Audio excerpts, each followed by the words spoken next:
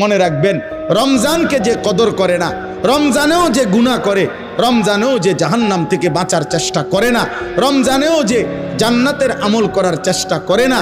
ভাই আমার, ছেলেরা আমার, বাবা আমার, পর্দার আড়ালের মা বোন আমার, সবাইকে এই শেষ কথা বলি। আল্লাহ রসুল বলছে, জিব্রাইল আইসা রমজানের শেষ দিন নবীজিকে আইসা বলে গেছে, ইয়া রসুল আল্লাহ, এত বড় রমজান পেল, ইফতার, সাহারি, তারাবি, এতেকাফ, শবে কদর, প্রতি ঘন্টা মিনিটে এত মাফ নেওয়ার সুযোগ থাকার পরেও যেই নাফরমান জাহান্নাম থেকে বাঁচার চেষ্টা করে নাই, গুনাহ থেকে আল্লাহর কাছে মাফ নেয় নাই, জান্নাতের জরুর আশা পূর্ণ করতে পারে নাই, আমল করতে পারে নাই, খোদার কসম নবীজি বলছে, জিব্রাইল আইসা বলছে, ইয়া রাসূলুল্লাহ, এমন নাফরমানের উপরে আল্লাহর লানত, আল্লাহর লানত, লানত, লানত। নবী বলছে আমিন,